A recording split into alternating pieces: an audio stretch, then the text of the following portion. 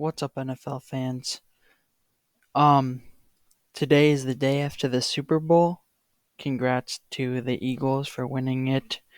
Um, in a very dominant performance, I guess, against the Chiefs. But in Jet news, in Jetland, we got some breaking news where it basically pretty much seems like Aaron Rodgers is out. The Jets told him, "We don't want you anymore." um, it makes sense cap wise a little, I guess. They save millions of dollars if they don't keep him on. Um, but he's out. The Aaron Rodgers experiment. I want to call it an era, but I think that's incorrect. I'll say experiment is over. And a reason it's been hard to make videos is because we just didn't really know what was going to happen at the most important position, right? Aaron Rodgers staying on versus Aaron Rodgers leaving leads to two very different paths on what the Jets should do. So it's been hard to give my reactions because we just really don't know what was going to happen.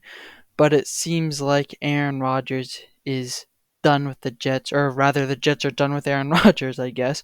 And so this video is going to be about who's our quarterback going forward. What do we do? Before we get to that, though, I do want to do like I don't know, a small retrospective with Aaron Rodgers. He's been our starting quarterback for the past 2 years, and it's been a roller coaster to say the least, I suppose. Um, there was all that Hard Knocks hype going into one of the most exciting seasons in a really long time for the Jets, right? Um, this is like the first time in maybe since Brett Favre, the Jets have had a Hall of Fame quarterback playing for them. Um, and yeah. So that it was really exciting. We had a really good team too. A lot of big names. We got all the Hard Knocks hype. Um, we were playing in prime time on Monday night, and then Aaron Rodgers gets injured within like four plays, offensive plays. And the entire world came falling apart. Um, and that season was basically over. We won the game in an exciting fashion, but that season was basically over. Um, and then Aaron Rodgers came back. Right, we weren't even sure if he was going to be able to come back, but he came back, and the season still wasn't that well. He was recovering from an Achilles tear at the age of 40 or something, but the season wasn't going that well. But there was still some hype especially when we brought in Devontae Adams, um, and it just didn't work out. I've said my opinions. I don't think we can blame Aaron Rodgers. And if I had my chance, obviously I'm not a cap expert. I don't know enough about the money, but if I had my say, I would keep him. We're not doing that anymore. Okay, let's move forward. Aaron Rodgers era / experiment is over. So what do we do? And I see there's a few options, I suppose, on what the Jets can do at the quarterback position. And the first group of options I'll call like the tier one veteran free agents. Um, Basically, like this is a not the strongest free agent class for quarterbacks. It's not the strongest draft class for quarterbacks. That's why, if I had my say, I would keep him, I guess. But there are still a few big name free agents that the Jets can get. And the first is Russell Wilson, 36 years old. He, you know, good on the Seahawks, probably a Hall of Fame career on the Seahawks. Then he went to the Broncos. The Broncos thought they were going to get Aaron Rodgers. They didn't. Aaron Rodgers stayed a few more years in the Packers. And instead they ended up with Russell Wilson. Um, and it just did not work out there at all. He just didn't act like they didn't like him at all. He kind of became a meme, and Jets fans know how that can kill a player. Look at Sam Darnold. Even though Russell Wilson wasn't playing that bad, he became a meme. He was not doing well with Sean Payton. Went to the Steelers. The Steelers got him for veteran minimum, and the Steelers were still being crapped on even though they got a Hall of Fame quarterback on the veteran minimum. I thought that was so dumb. I said that in previous videos, I believe.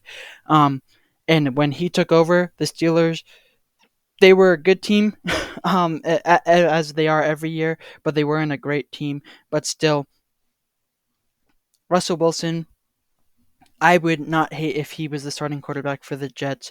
I didn't realize how old he was, actually. He's already 36 years old. He just seems younger, but I don't know. Maybe because that's his style of play, but he's not not super young, so that's what, but he would not be a bad option. He's definitely probably the biggest name in the free agent market. Perhaps not the best player, but he's definitely the biggest name. And but there's so much variability. On the Broncos, he was terrible. If you ask a Broncos fan, they would tell you do not get him. But if you have a Steelers fan, they would say, oh, depending on the contract, he's not that bad of an option. He led the Steelers to the playoffs.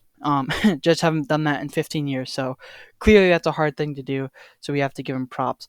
But additionally, with the Steelers, his backup, Justin Fields, is also an option. Um, Similar style of play, but the key thing with him is he's so young. He's 25 years old. That's going to be the youngest you're going to see on the free agent market. And he's young, but has a starting NFL experience. He played really well with the Steelers when Russell Wilson was injured to start the season, and then he got benched just because Mike Tomlin felt like Russell Wilson was the better option, and they still won a lot of games with Russell Wilson. So it's hard to say who's more talented right now, but it's not hard to say who has a bigger ceiling. It's clearly Justin Fields. He probably has one of the biggest ceilings out of all of the quarterbacks we're going to talk about because he's so young, at just 25 years old. So if you want someone who can last for another decade, Justin Fields is probably the only option. And the good thing, like the Bears fans were kind of split on getting rid of him. The Steelers wanted him to play more games, so fan bases around the league want him. So he would not be a bad option at all either, especially depending on what contract you can get, because he is unproven. So he's not going to get super big money, I don't think. But maybe the teams will start bidding more. Talking about big money, Kirk Cousins is also. I don't think he's technically a free agent, but I think the Falcons are going to move on from him, just like Aaron Rodgers is not technically a free agent. But the Falcons are going to move on from him and making him available for the Jets. He he went to the Falcons. They then drafted Michael Penix Jr. And caused a quarterback controversy. But then he started not playing very well on the Falcons, and so they moved on from him. After they benched him after giving him a bunch of money. Um, so if he's gonna want a bunch of money again, I would say Jets avoid this at all costs. We're already gonna have to pay Aaron Rodgers a lot of money. So having to pay Kirk Cousins a lot of money, once again, also 36 years old, is not the greatest thing in the world. But if he's willing to take less of a money, or if the Falcons still, kind of like with the Russell Wilson thing, if the Falcons still have to pay him, so then the next team he's on, he can just sign for the veteran minimum and make the same exact amount of money. He's not a bad option, depending on the price tag, I suppose. The Jets were supposed to get him when the Vikings got him that same offseason. They did not, but once again, 36 years old. He could be a really good bridge quarterback, but is he going to take the money of a bridge quarterback? That's always the issue with Kirk Cousins. And then finally, with the veteran free agents, is Sam Darnold. This is perhaps my biased opinion, but this is my favorite option. He was supposed to be a backup for J.J. McCarthy. He got injured, and then Sam Darnold led the Vikings to one of the best seasons they've had in a while, and then kind of completely collapsed. So that's variability, just all of that in one year. But so basically, I guess the question is: are we going to get the Sam Darnold that was week 1 through week 15, or are we going to get the Sam Darnold from the final couple of games of the season and in the playoffs? It's hard to say, but once again, I would say there were more good games than bad games with Sam Darnold. Um, So I would love to have him get a redemption tour going. The only issue is, and I don't blame him for this, I don't think Sam Darnold wants to come back to the Jets. Uh, we absolutely destroyed him. We put Adam Gase with him. Just absolutely killed him. Um, and I don't think he has any plans on returning to the Jets. He became a meme, and when you become a meme, if you play kind of bad, the internet thinks you're playing terribly.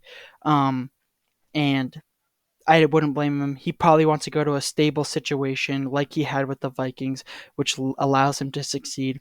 And also, depending on how other NFL teams feel, he's probably going to get a lot of money because of how well he played throughout the season. Although that last couple of games definitely lost him tens of millions of dollars because he just was playing really poorly. So that's also the question: what Sam Darnold are you going to get? But like I said, my biased opinion is to get former Jet Sam Darnold. And then, just really quickly, there's a lot of quarterbacks on the free agent market, I suppose. But other than the ones I already talked about, if you are starting any of these guys, you have a problem. um, Basically, there's a bunch of them. The biggest names out of this, like second tier, I'm calling it, are Carson Wentz, Marcus Mariota, Jameis Winston, Mac Jones, Jimmy Garoppolo, and Teddy Bridgewater. There's also a bunch of names that I'm not even going to pretend like I know. Um, and like I said, if you're starting any of these guys, you have a big, big problem. But these guys as a backup, some of them wouldn't be too bad if you're not trying to win. Um, but like I said, these are just some names. Also, big. These are the biggest names out of the second tier. I'm what I'm calling it. Um, and I don't really want any of them. Lots of these guys are old, and just haven't really done anything in a while, or have been busts on their team. But like I said, or sorry, not like I said, but that's the hard thing. If you asked, if you had to put Sam Darnold in a tier last offseason, he would probably be in this tier, right? So that's what the unknowns with the NFL. Maybe one of these guys just needs the right opportunity and they'll become the next Sam Darnold. They'll become the next Geno Smith, right? If you don't think Geno Smith would have ended up in this tier a few years ago, he absolutely would be. So who knows? Maybe one of these guys, or maybe the other names, like, I know the names like Nick Mullins and stuff. Maybe one of those guys who we're not really even talking about, they might become the next out of nowhere free agent quarterback on a brand new team. But that's the thing. You just don't know. And if you had to predict, or if you had to game plan for the future, you don't want these guys starting for your team. And then the perhaps the most obvious answer most years um, is a rookie quarterback. That could be the answer. We just got rid of our big name quarterback, Aaron Rodgers. Who's going to replace him? A rookie. That's what most teams do. The Jets try to do that. We continue to fail at that, but let's talk about it. These are the big names, and that's the thing with this draft class. Everyone is saying this draft class is a very bad quarterback draft class. Shador Sanders and Cam Ward are typically the top quarterbacks, depending on who you ask. I don't know if the Jets will be able to get them. They have a seventh overall pick. I would predict that those two quarterbacks are gone. So then you're looking at like a tier below them. And like I said, from what I've heard, the vibe I'm getting is none of these quarterbacks should be a first round pick or a top 10 pick, but they're going to be because quarterback is the most important position. But just on a general talent level, these guys shouldn't be drafted that high. But teams are going to do it because you need a franchise quarterback, so might as well take a big swing. The one caveat I will say is experts can make a mistake, right? The experts are saying that this draft class is super bad, but they also said the 2021 draft class was going to be super, super good. And basically, none of these guys worked out. Yeah, none of these guys worked out at all. Maybe Trevor Lawrence, but I think they overpaid him, and now he's gonna get no help. So yeah, so if the experts are saying the 2021 draft class is super, super talented, but they're now saying that this draft class is really, really bad, who's to say what's actually correct? Right. And once again, just experts failing continuously. Uh, Caleb Williams and Bryce Young were drafted over Jaden Daniels and CJ Stroud. But if you ask anyone, Jaden Daniels and CJ Stroud, you'd rather have them now. So obviously, there's a lot of reasons, but just because this draft class is terrible, according to the experts, doesn't actually mean that the quarterback the Jets draft, if they draft a quarterback, is going to be bad. So you just never know. The draft is like a crapshoot, I suppose. So you never really know. That's a positive outlook on it, but my actual opinion on it is the Jets have tried drafting quarterbacks uh, in the top 10 before, and it seems to always fail. Geno Smith and Sam Darnold were busts by the Jets, and then they went off to succeed somewhere else. Zach Wilson is a bust by the Jets. So for like over a decade now, any quarterback drafted highly by the Jets seems to fail for the Jets. So is history doomed to repeat itself, especially in a draft class that is seen as a very weak quarterback draft class? Should we get a quarterback in the top 10 when we haven't been able to succeed with a quarterback in the top 10 where experts said we should have succeeded? I don't think so. I would not want a rookie quarterback, I suppose. And then finally, the option we all forget about, the quarterbacks already on the roster. Um, There's a few, but the two big names are Tyrod Taylor, 35 years old. He's pretty up there in age as well. He's also dealt with a number of injuries in his career, but he got some playing time for the Jets. He should, although we got a new head coach, he should be familiar with the team. Perhaps not the system, but the market, the media market, which is notoriously hard for new quarterbacks to deal with, especially rookie quarterbacks. He's been here for a year. He's already on the roster. He could be a good veteran to start, either a bridge quarterback or a veteran quarterback to mentor a young rookie. And so I wouldn't hate to see it, but this is if he is the starter, we're basically saying, all right, um, we're not gonna do anything this year. um, so he's also an option. And then the other option is Jordan Travis, who the Jets drafted last year. He had a very successful college career, and then he got injured. And so he's been out this entire season. But we drafted him, and he's been out this entire season. But he should be returning from injury, so he's kind of an unknown how much of the injury did affect him, and he's basically a rookie as well. But he's only 24 years old, pretty young. It's also crazy to think that Justin Fields has been in the NFL much longer than him, and he's only 25. But anyways, he's only 24 years old. He's already on the roster. Same upsides with Tyrod Taylor. He knows the media market. He knows the team. Um, so yeah, I wouldn't hate for him to be the starter or the coaches to develop him into a starter. It just kind of depends on what they see because he hasn't played football in 2 years now. Like at the start of next season, he wouldn't have played football for a while, but maybe he can be something. With the Jets, they drafted him. They drafted him. I forget when, late or middle round. Just like, might as well see what we can do with this young guy who's been injured. So I don't really know. I can't comment too much. I don't watch that much college football, so I can't comment on how we should feel about him. But he had a successful college career. And then he just unfortunately got injured. So conclusion time, final thoughts.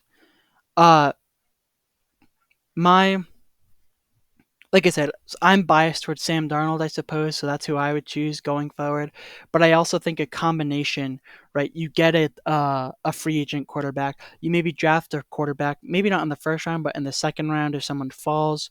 Um, and then you also have Jordan Travis or Tyrod Taylor on the team. So that would be the smart thing to do, I guess. Have a combination of these options, right? Because we just don't know. We don't know who's good, I guess, and having a bunch of options for the coaches to look at and develop is not a bad thing at all. And I also, finally, no matter who they get, I don't hate the fact that they got rid of Aaron Rodgers. When they did initially, or when people were talking about it, I was very against it. But the more I thought about it, the less I hate it, I suppose, because they are bringing in a new head coach. The timelines now match up. Now, whatever quarterback they bring in, it's their first year to start, just like it's Aaron Glenn's first year being a head coach. And so their timelines kind of match up, they're linked up, and they have time to develop a quarterback. Right, so much of the busted quarterbacks that we've seen in the past, the issue was they kept on a head coach, brought in a new quarterback, and then fired that head coach the year after, which destroys development. And so I think keep bringing in a new head coach and a new quarterback is not the dumbest thing in the world at all. It actually makes a lot of sense. So, we'll see, I suppose. I don't know enough about Aaron Glenn to comment. He's obviously a defensive-minded guy, but hopefully he can bring in a good offensive staff to develop a quarterback, either Jordan Travis, a free agent quarterback, or a rookie quarterback. But like I said, I'm not. I was a downer when I first heard the news, but the more I think about it, the less I hate it. Anyways, let me know what you guys think in the comments below. Who do you want to see the Jets bring on, or which of the three options should the Jets do? But yeah. Anyways, don't forget to like and subscribe. Goodbye.